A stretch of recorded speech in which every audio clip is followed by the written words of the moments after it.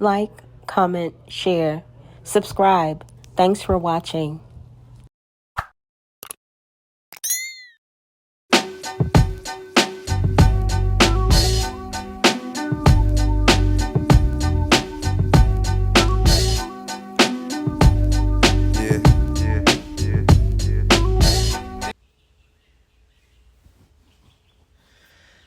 Hey, what's going on, Amari, Flute,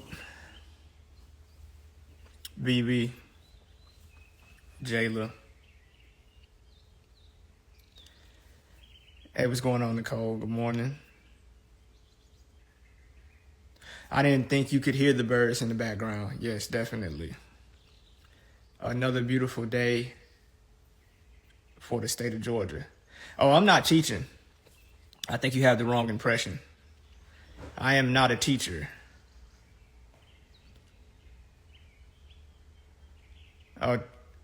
Understood, Amari. No issues. I am a former cult member who is choosing to continue to talk about the cult I was a part of, as well as other cults and narcissism and any other psychological aspects that pertain to this topic. So one thing I wanted to talk about in this, but I see Aaron, aka True, becoming one of the world's biggest cult deprogrammers. I think that he has it in him. He has the experience of being in as well as getting out.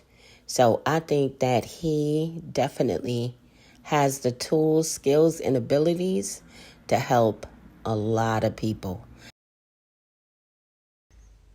To this topic. So one thing I wanted to talk about and discuss as far as Carbon Nation current events is concerned, what's going on, Bianca, is the current cult members and how they continue to abandon their own quote-unquote knowledge.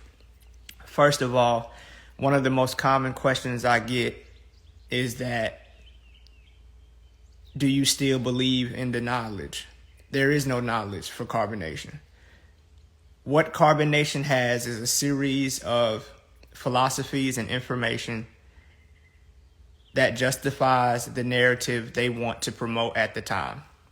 For example, Eligio Bishop would often teach that you shouldn't work for money and that the only thing you needed to do was go back to nature, proclaim the quote-unquote kingdom, and everything else will be added unto you. And it is amazing how the current cult members do not even teach their own knowledge anymore. It's now become a sympathy party and a pity party. It's become a blame game. And what part of cosmic currency is a GoFundMe?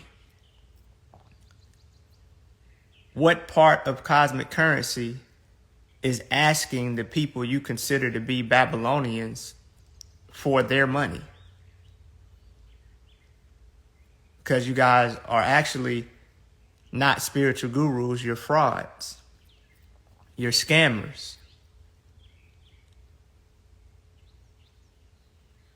If you look at Mr. Bishop's resume, he will manipulate his own knowledge to fit whatever position is in his best interest for the moment.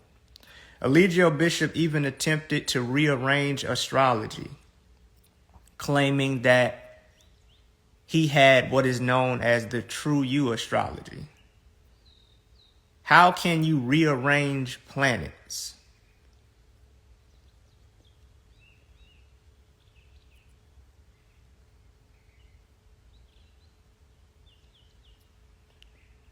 If you notice, the quote-unquote knowledge is nothing more than a series of videos and articles that confirm that Mr. Bishop is right. I've seen Mr. Bishop read a quote-unquote birth chart about his own self, and when he didn't agree with it, he said that that interpretation was wrong.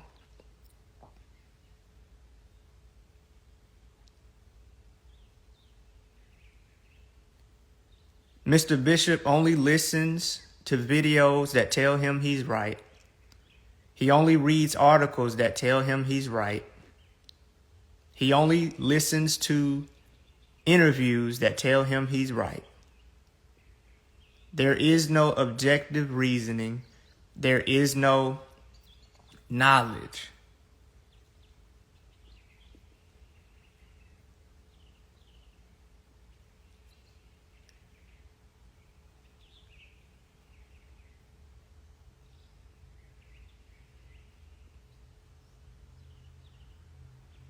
And also, I don't know if you guys saw, on the Shade Room posted about Eligio Bishop, and the current cult members were asked to conduct an interview with the Shade Room, which they declined because they know the Shade Room will ask them questions that will require them to critically think outside of the script that they currently rely on. So instead, they decided to send in a written statement that did not address the details of their current situation, but rather it was a cookie cutter response. And I'm paraphrasing here. Eligio Bishop is innocent. Under the fair use doctrine of the U.S. copyright statute, it is permissible to use limited portions of a work, including quotes, for purposes such as commentary, criticism, news reporting, and scholarly reports. There are no legal rules permitting the use of a specific number of words, a certain number of musical notes, or percentage of a work. Be sure to like, comment, and subscribe. Okay, guys, so I'm about to go ahead and play the audio of the response to the Shade Room from Team Too Much. The Shade Room did reach out, wanting to get their side of the story, but whoever manages Bishop's Instagram account, they declined an on-camera interview after we told them that we wanted to get both sides of the story. But they did send us a statement saying in part, quote, that the individuals who are spreading lies for content clout and a check are being very dangerous in their actions. We have a lot of online haters who attack us on a daily basis.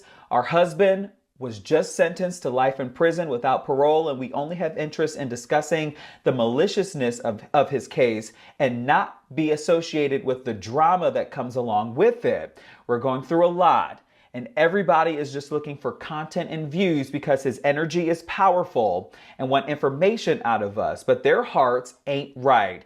We are the source. We live with these individuals who are going around defamation his character. I ain't even finna hold y'all, but y'all know I had to actually interject right here. He is reading it exactly how they wrote it. You heard him defamation his character. They didn't put defaming, they put defamation. I'm gonna run that part back. We live with these individuals who are going around defamation his character, and we know Eligio very well and this situation very well. So anyone interested in not only getting information from the source, but from the moths that trying to get close to the light, we're not interested. Our life is in danger right now. And they say they plan to file an appeal. If you're interested in seeing the full Shade Room review, it's here on YouTube. Just type in The Shade Room and Nature Boy. It'll pop up. And I'm paraphrasing here. Eligio Bishop is innocent. This is unfair. And our lives are in danger. And the people who are speaking out against us are only doing so for clout. And I'm paraphrasing. But that was the theme of their written statement, because they know that they are not capable of conducting an interview with someone who's going to ask them challenging questions that require them to step outside of the script that they rely on so heavily.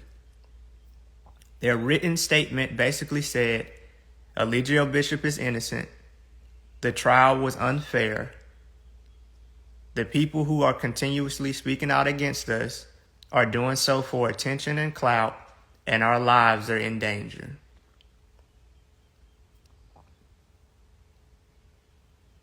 I'm trying to understand, how can your life be in danger when one of your primary philosophies is that the universe is working for you, not against you? It is amazing how the current cult members and even Eligio Bishop himself will abandon their own knowledge that they claim to stand on.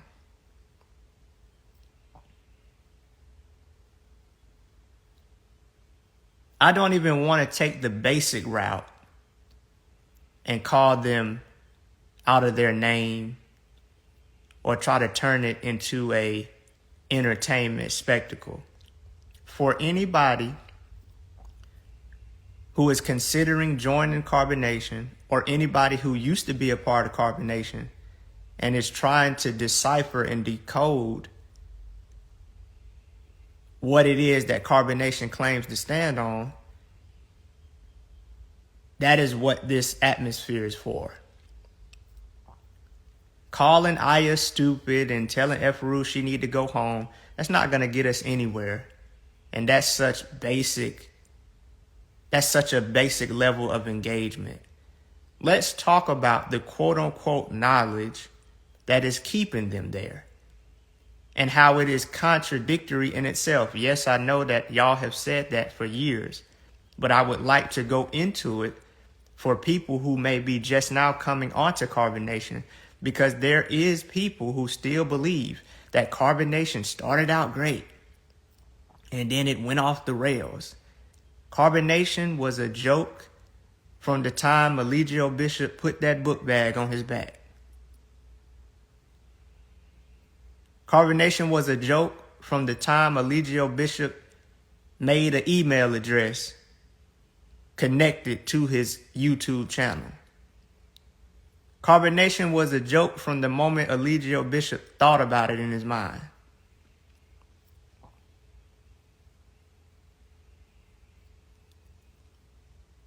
I know that when the world around you seems to be a lie, and especially for African Americans, our heartstrings are pulled on by our own people. Because with the recent Black Lives Matter police brutality series of injustices, Black people collectively lost hope and faith in the United States.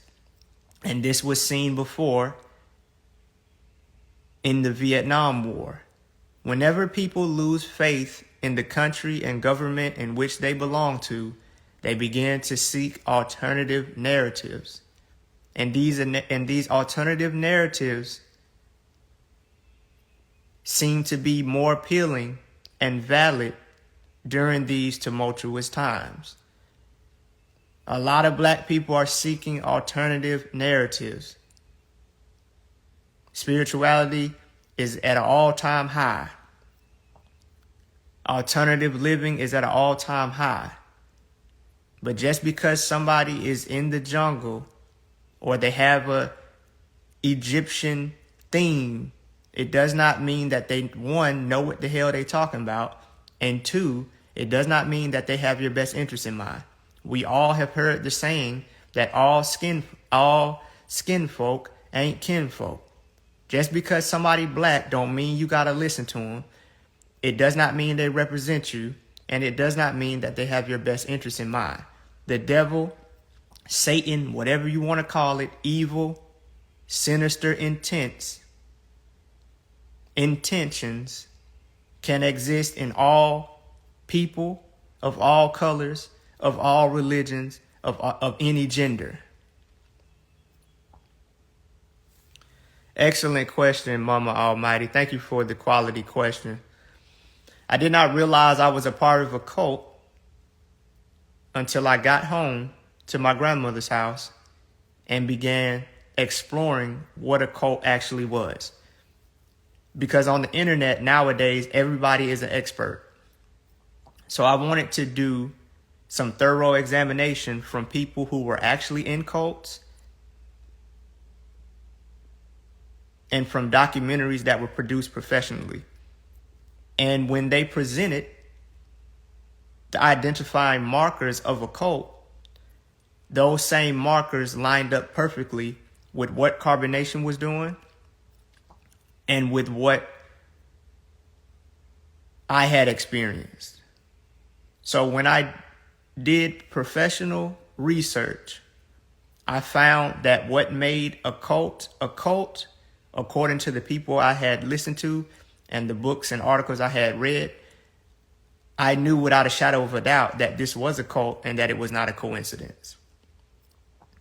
I listened to other former cult members talk about their experience, talk about the cult leader that they followed, and the patterns lined up perfectly. And I knew in that moment that carbonation was in fact a cult, because I don't believe in coincidences to that degree. A coincidence is one thing, and a pattern is another thing.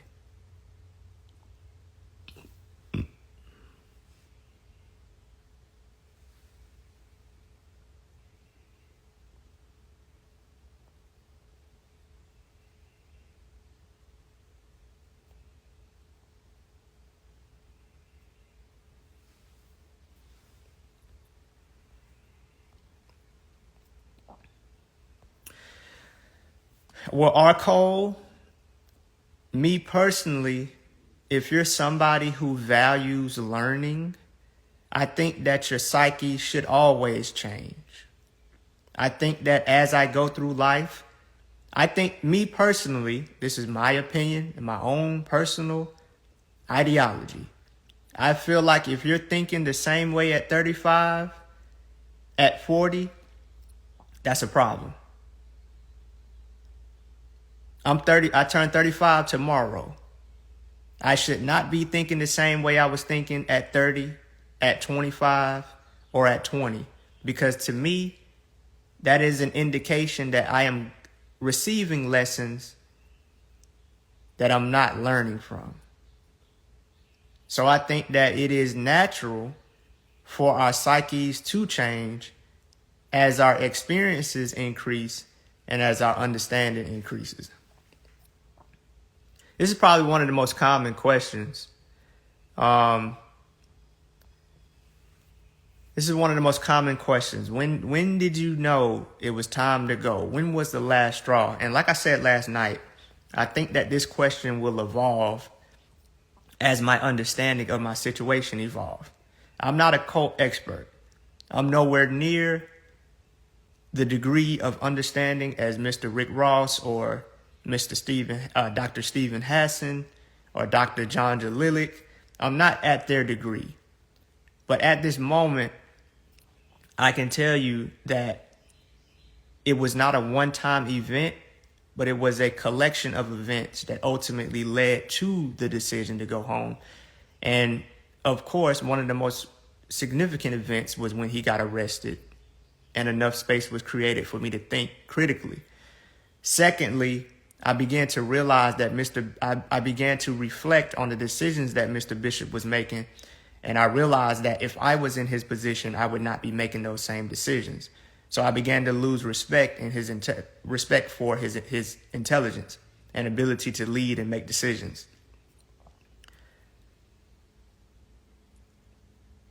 And thirdly, when I realized that he didn't care about his own life, I had to ask myself, why do I care about this man's life more than he does? That doesn't make any sense. And so as I stand here today, I'm sure my awareness and understanding will change as I continue to study cults. But as it stands today, those are the three primary factors that made me realize that it was time to go home, because this person was not capable of making good decisions. This person was not capable of seeing things to the degree in which I was seeing them. And also, it was the first time in years that I had the opportunity to reflect on what it was I was doing and what it was I was being told for hours at a time. Prior to that, Mr. Bishop was always teaching. He was always on the phone. He was always having meetings. There was never a moment where you could sit with yourself. That's why he would wake people up in the middle of the night, have people stay up late, have limited food options. All of these things were designed to prevent you from thinking critically. But when he got arrested, that ability to prevent us from thinking critically was also arrested. And so with Mr. Bishop's voice not being the repetitive and dominant voice in the atmosphere, by default, I had to fill in those gaps with my own thinking.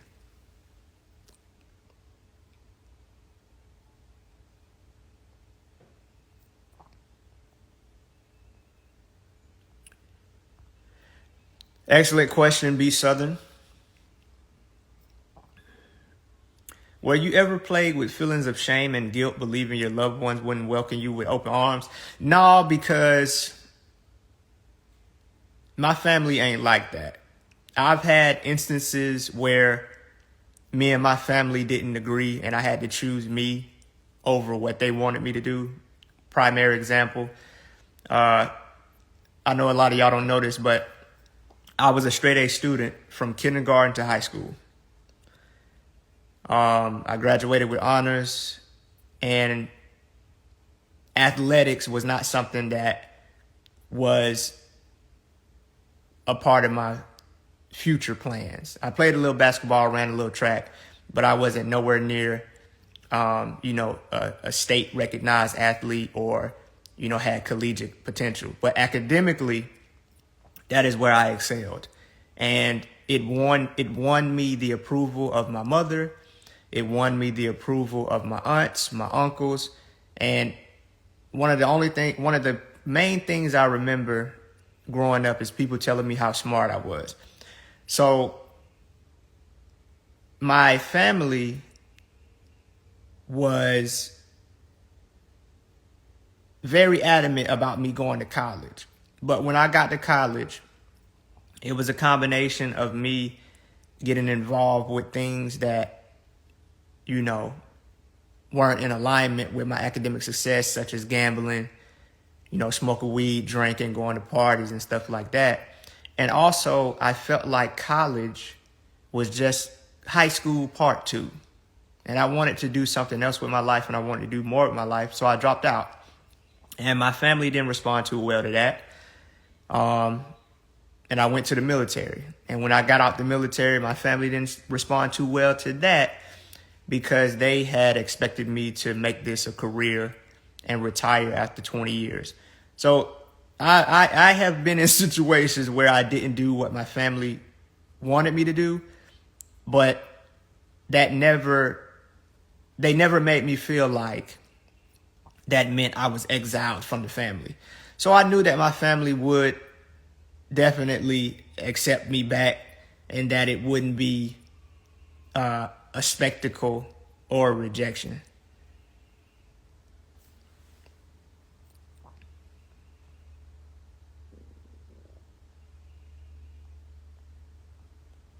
Do you think? Okay, this is an interesting question. Do you think you will ever be able to live alone? I don't want to live alone. So, I have a wife and a son, and I have a large family on my mother's side and my dad's side.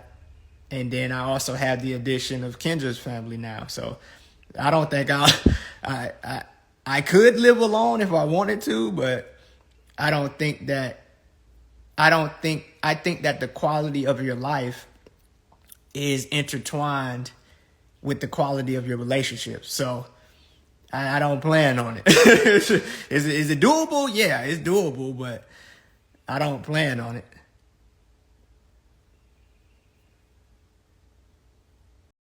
Interested in a great read? Check out Greatness is a Habit authored by Aaron Dixon, also known as True. Many of you know him as True. He has authored this amazing read. The book is available on Apple Books. Get your copy today and stay motivated to win.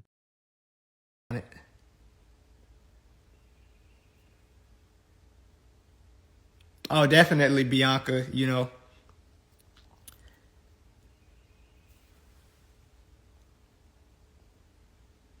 I don't think it was his goal, but I think that it was definitely a tool he utilized, because Nature Boy would always say that he's out here alone and that if this doesn't work, he has nobody else to go to. And he would also refer to our family as attachments. And we would also refer to them as our Babylon family. He would often say that our family, our biological family and our soul family is two different things. So basically, he would suggest that your biological family was just the family that allowed you to get here to Earth, basically. Your biological family was only responsible for raising you, and keeping you alive and birthing you. But your soul family was your true family that you were supposed to dedicate yourself to. And also, B Southern, I think that that's a possibility that Nature Boy didn't want anybody to have a family, or didn't want anybody to think they had a family, because he doesn't have one, as we see in the courtroom. That, and the thing about it is, after experiencing Mr. Bishop's character, I realized that the reason he doesn't have a family is his own doing.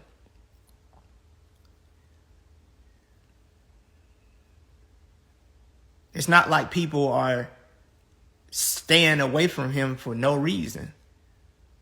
There's a reason why Mr. Bishop doesn't have any significant relationships other than these fragile internet relationships with people he don't know. Oh no, this is fine. I have before. I have felt guilty for having my son in that environment. Yes, I have. But the thing about it is that this is how I feel. Some people want you to remain guilty for the rest of your life. But the thing about it is, I personally believe, and I said it during the impact statement, I think that all mistakes are forgivable if one has the courage to admit the mistakes. And I also want to add that if one has the courage to change their ways. So I think that no matter what you do in life, if you can admit your wrongs and if you can change your ways, then for yourself, you are free. It's not for other people. Because here's the thing, y'all. If you put your ability to forgive yourself in the hands of what other people think, some people will have you feeling guilty to the day you die. But I don't care what other people think. I moved forward because, one, I got them out that situation. And two, I'm not repeating those behaviors in the present moment. I can't erase the past. Nobody can erase the past. But what I can do is I can admit the faults, and I don't have to admit them to you because you was watching. You only have to admit to yourself that you was wrong. And you also have to change your behavior. And it doesn't have to be a spectacle. Look, y'all, look at me. I'm not doing what I used to do in carbonation. No, you don't have to do that. Forgiveness is for you, and it doesn't have to be put on display. Because no matter what you do, some people are going to want to keep you in that guilt because they live in guilt. So it doesn't matter what they think. It's all about, I love what Kevin Gates said. Every man must search his own soul.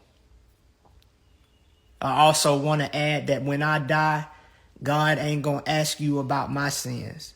As long as your conscience is clear about what you've done in the past, it doesn't matter. Because when you die, all of these people that are trying to condemn you, they won't be your judge. So don't worry about it.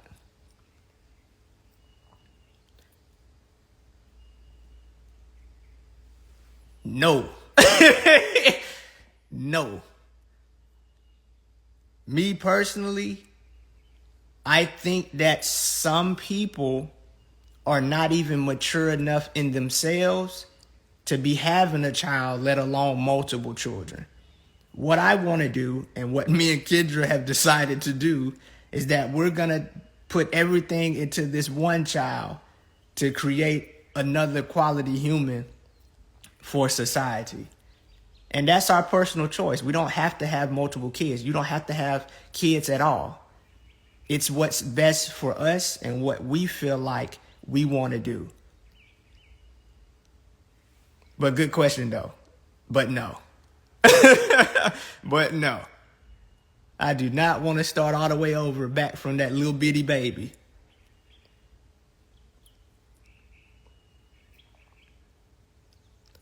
God, Creation Anif is asking me those. She asking me them questions that you can't hurry up and ask, boy. Them the questions you gotta ask. These the questions you can't answer in the cult.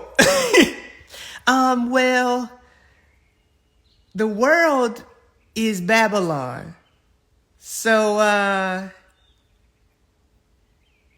and I would never leave, and there is no life after leaving. I have to answer that question like a cult member.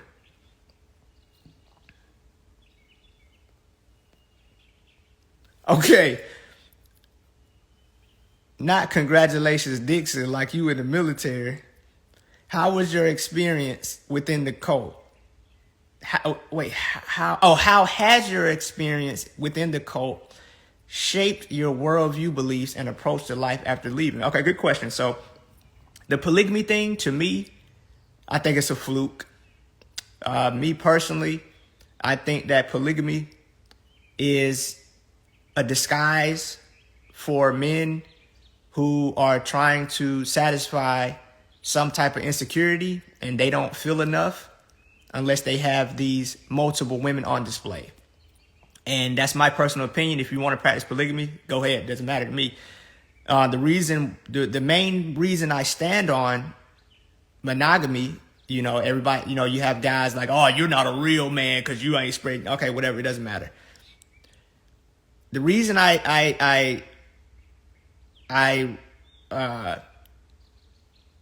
no longer support polygamy is because I cannot respect women if I do not give myself the option of understanding what life would be like from their perspective. I told myself I would not approve of being the second or third husband to anyone. So why should I flip the script and think that a woman should submit to the same? And you have a lot of guys saying stuff like, Nature Boy would use the narrative that, women can't have children but until a certain point. And, men continue to, be able to have kids at a later age. But that still does not mean that you have the right to negate a woman's feelings because of a biological difference. Oh, I'm going to negate your feelings as a human because we have this biological difference. And I think that that's pathetic. And I think it's an excuse for men who are insecure and who also have this extreme need for power and dominance.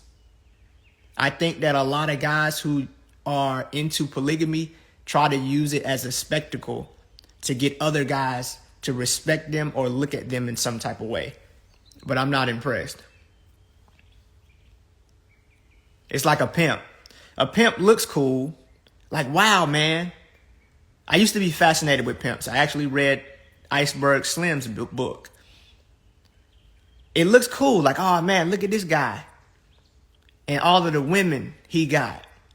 But when you investigate deeper, a pimp has some of the most psychologically broken and damaged women you can find. And he's exploiting that psychological vulnerability for his own personal gain, underneath the disguise that these women are choosing to do what they're doing. It's when you investigate further and you get behind and you can get past the flash and the glitz and the glamour, you realize that a pimp is not really something to celebrate when you really understand what it is that they're doing. It's like a car salesman giving somebody $600 car payments with a 16% interest rate. All right, y'all, go on ahead and drop me a comment, smash the heck out of that like button, and share. Thank you guys in advance. Underneath the disguise that we get anybody approved.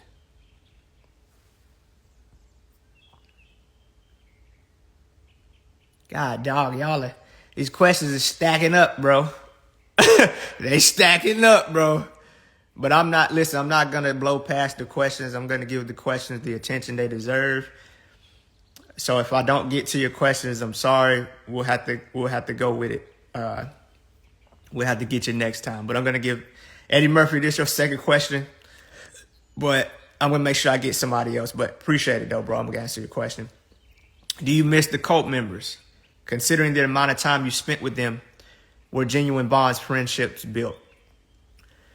I won't say that I miss them, but I do want them to take this seriously. I do want them to educate themselves. I do want them to be honest about the severity of the situation, because when you go through trauma, there's the potential for you to take that trauma and then start expressing those traumas onto others, continuing the cycle. It's like people who get bullied in school, they end up becoming bullies as well, if they don't understand the situation that they was involved in. You have people who watch their mother get beat only to get in a relationship where they're getting beat. You have a guy who watches his mother get beat by his father only to go on to beat his girlfriend. So I just want them to not get so caught up in the attention that's surrounding this situation and get it confused with entertainment, because you can't expect people who viewed this through a screen to take it as seriously as you did, because what they watched, you lived. So their relationship to this is not going to be the same as yours, and their effect from this is not going to be the same as yours. So I don't miss them. You understand what I'm saying? I do not miss them. But I do hope that they take this seriously and not take the trauma they experience and then begin expressing it onto the people who they come in contact with. Because ironically, they can start turning into an Eligio Bishop themselves. And I don't want that for them.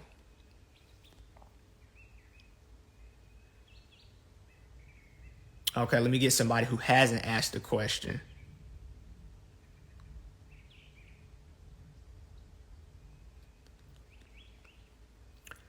There are groups that help people getting out of cults. Do you think that would be beneficial to people who left Carbon Nation?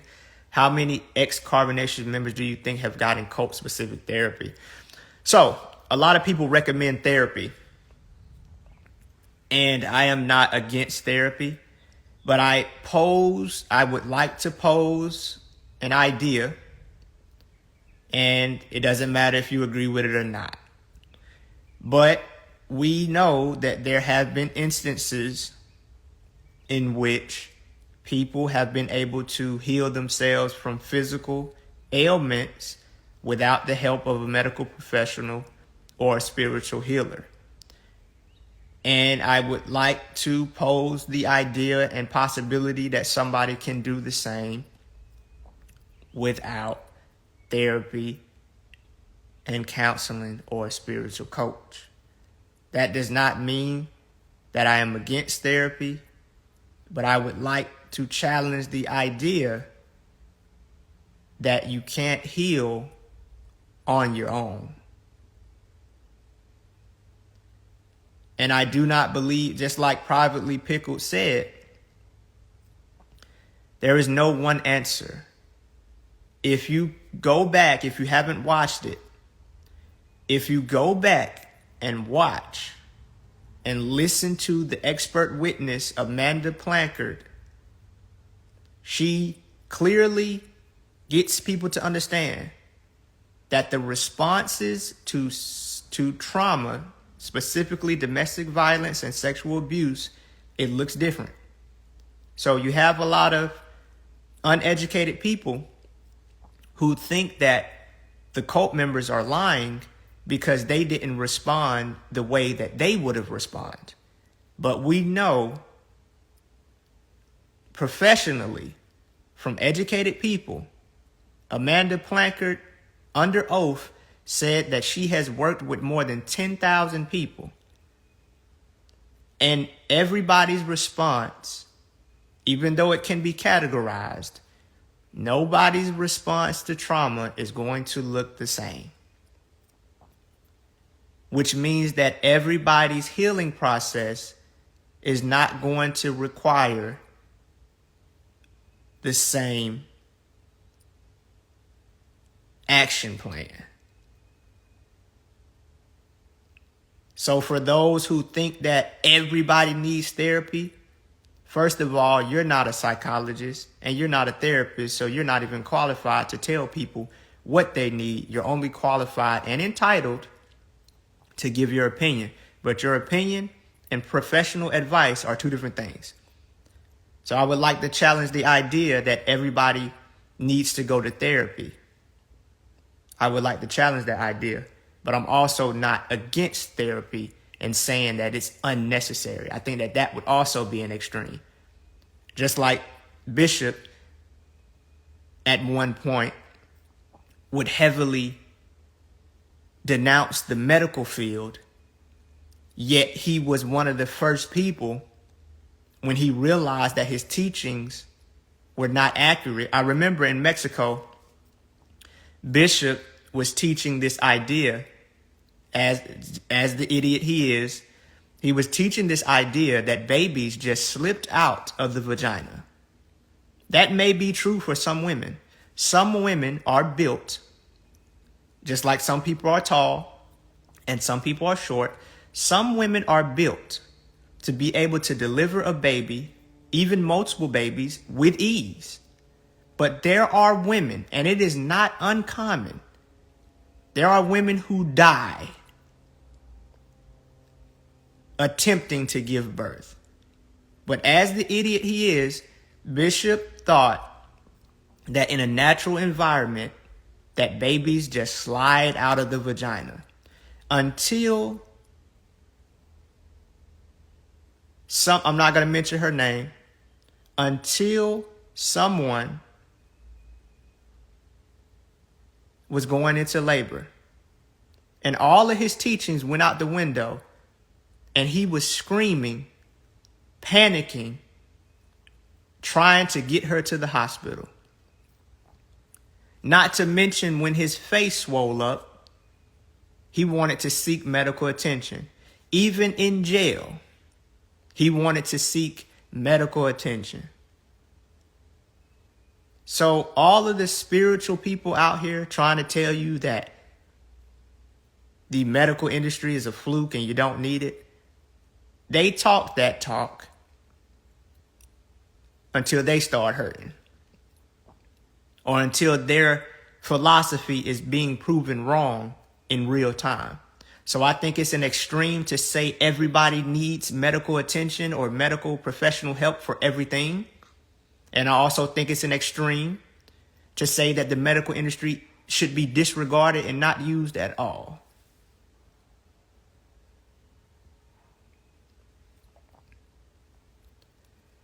Do you still eat the same?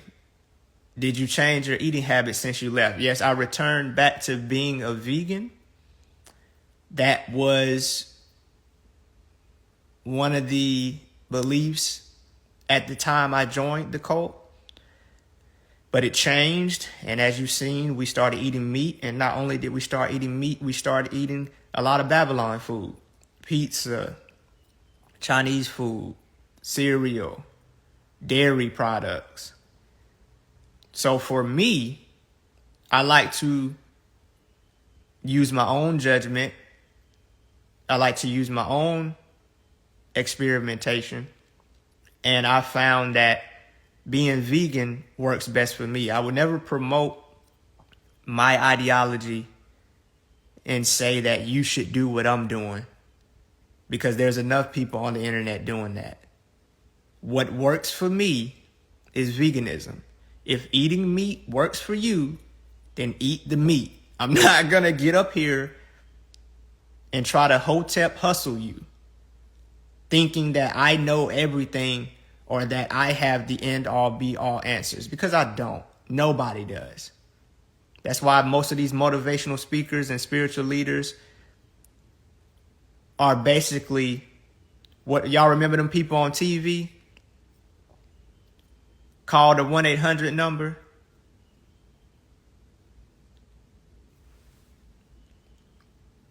I despise hotep hustlers.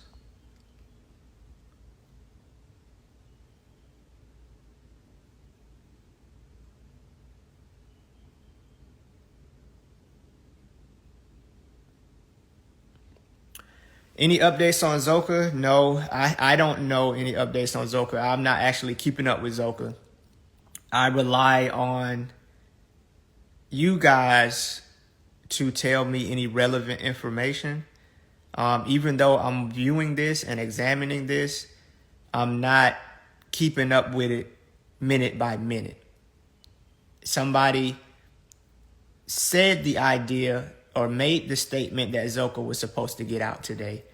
I didn't even bother confirming that because I know somebody else will. Guys, this is a moment that I have personally anticipated.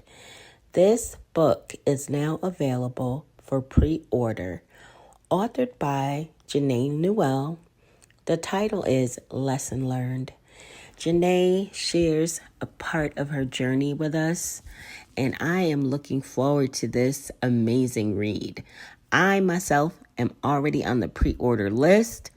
If you're interested in being one of the first people to get this book, definitely hit Janae up on IG. Her IG is janae.alexandria. So hit her DM, let her know you're interested, and be sure to let her know that Medaya sent you.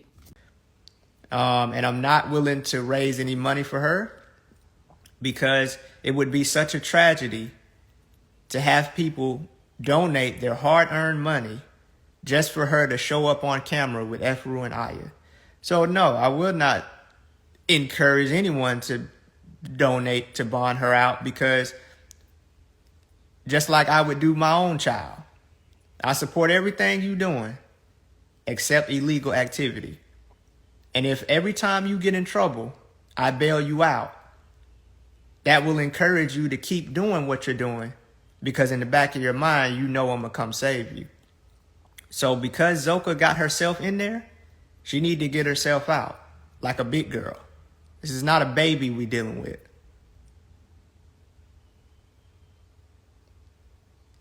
And she should be relying upon her so-called family to get her out.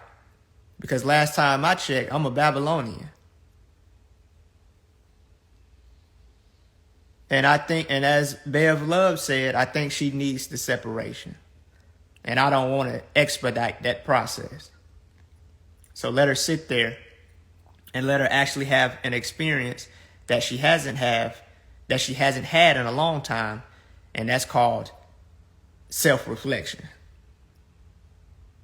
critical thinking, trusting your own judgment. So no, I do not recommend anybody give them $1 or 50 cents.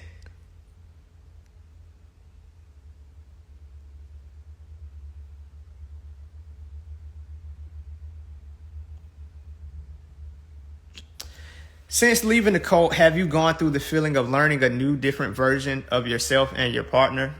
Yeah. I realized that a lot of the Disney movies we watched promoted an unsuccessful method of forming a relationship.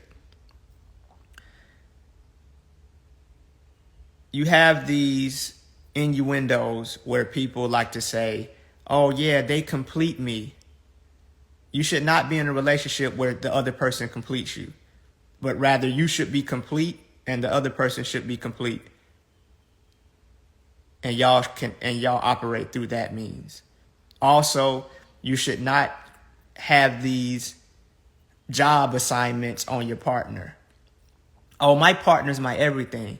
He's my doctor. He's my lawyer. He's my confidant. He's my psychologist. That's crazy.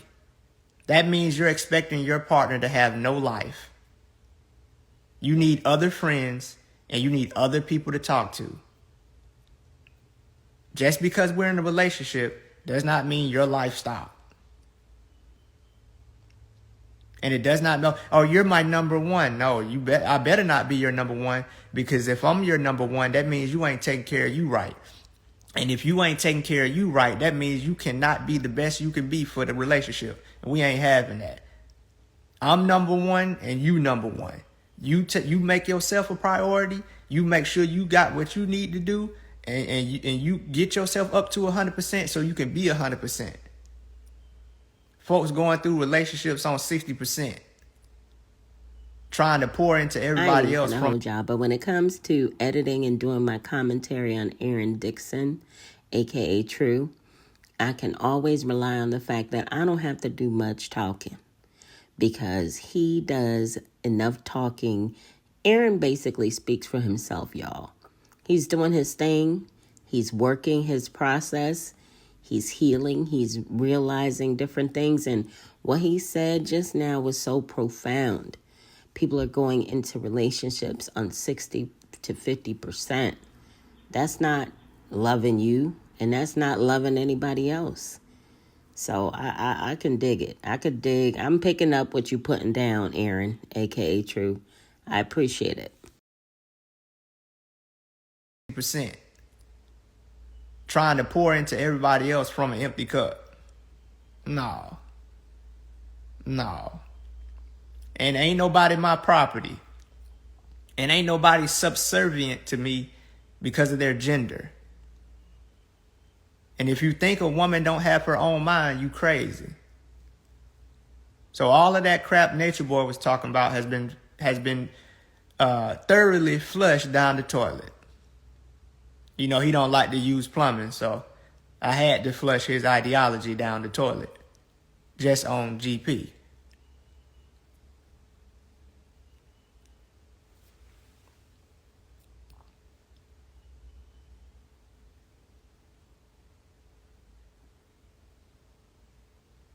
Bev Love, did I ask? Is that your first question, Bev?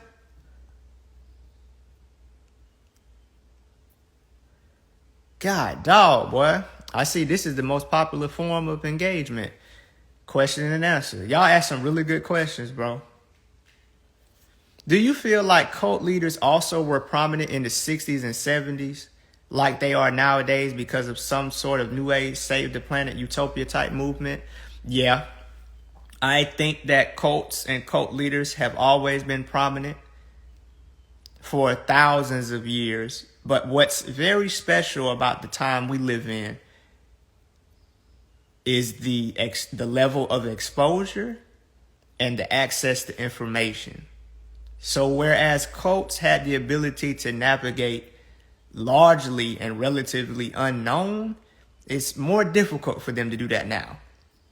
Because, you know, quote unquote, back in the day, if something happened in Georgia, it may have taken the people in Washington 2 weeks to find out about it. Now, if something happens, we can find out about it almost instantly. So cult leaders are having, it's a gift and a curse for a cult leader, because of the internet, cult leaders can recruit without even leaving their home. But it's also a curse because former members can have a opportunity to expose them in a way that may not have been possible in the 60s and 70s. Because I didn't know about, as sinister as Jim Jones was, his cult was unprecedented. It's arguable that people didn't take cults seriously until Jim Jones and People's Temple. But as big of a situation that was, the only Jim Jones I know is from Dipset. And so I think that that's one of the distinct differences between the 60s and 70s, because look at it. If you didn't know about Nature Boy, you know about him now. And that might have not been possible in the 60s and 70s, because Jim Jones has been dead over 40 years. And I didn't find out about him until a couple of years ago.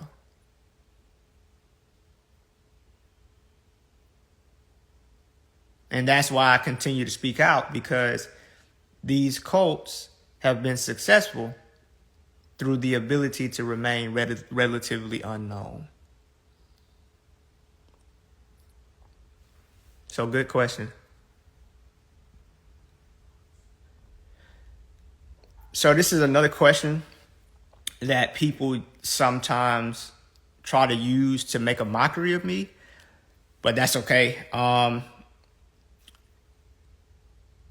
So he would always bring up the fact that she was there before I got there, and that she was with him before she was with me. And growing up, you know, amongst myself and the guys I hung with, we would never allow a relationship with a woman to take precedence over our relationship. And so I viewed it as somewhat of a, how would you say, bros before hoes type philosophy. And he was in fact correct that she was there before me. She was there before I was, and that she was with him before she was with me. And so I would have to consider that and say to myself, well, according to the teachings, she would in fact belong to him. So that is how I would deal with that situation on a regular basis. It wasn't until after leaving the cult that I was able to actually form a solid relationship with Kendra, because during the cult, I would always know that at any moment, Bishop had the power to end relationships whenever he saw fit. So my connection with Kendra was not fully forged and developed while in the cult. I always kept a level of separation present because of that fact. And that is how I was able to deal with that situation.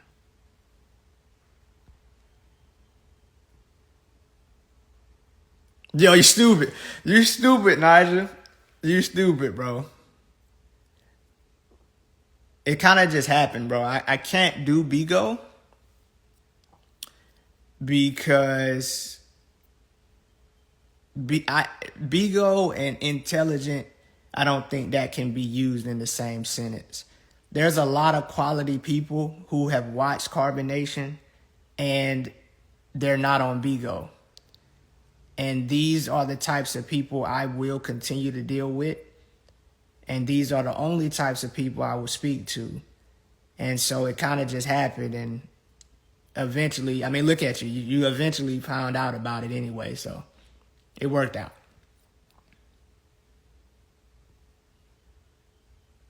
I'm sorry, Anthony. I don't know why your question got deleted. It might have been on accident.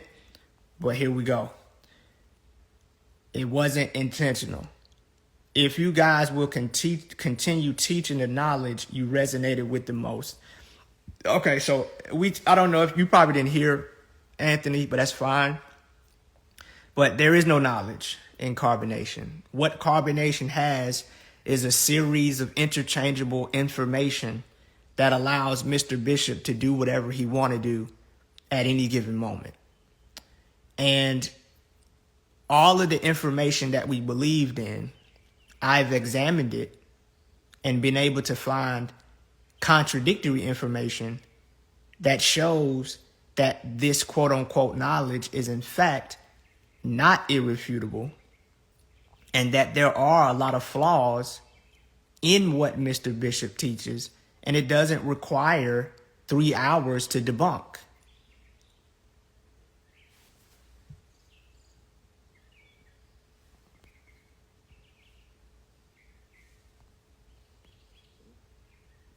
Okay, and we've come around to creation of Neith again.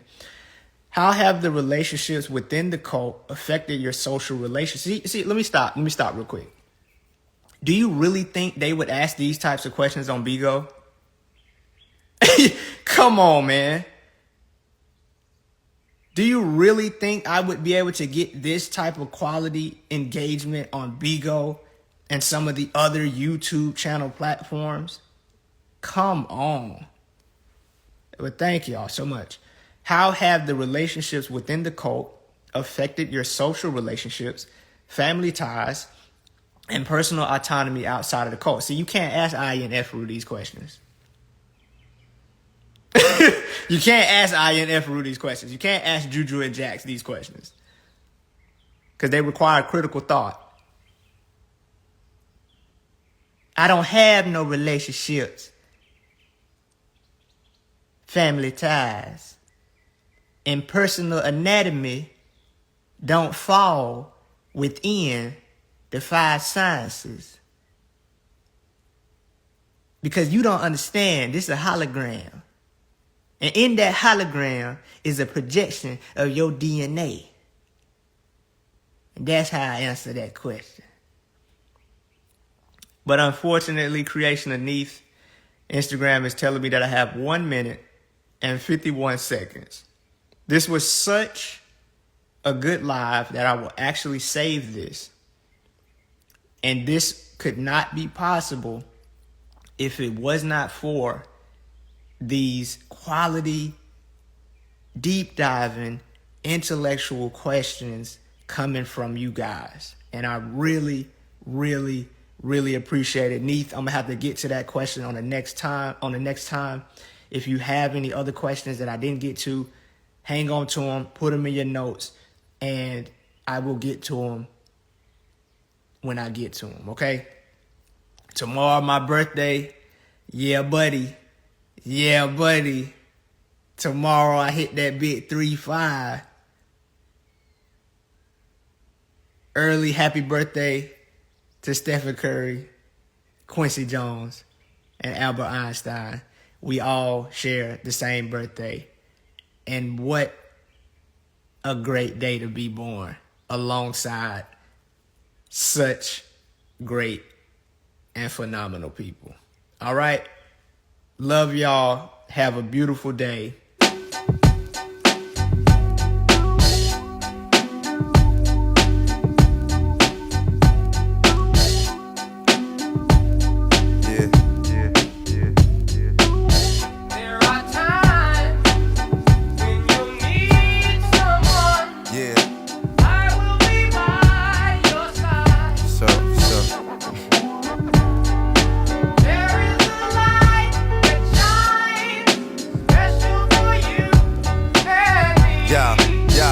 I never knew a la like this.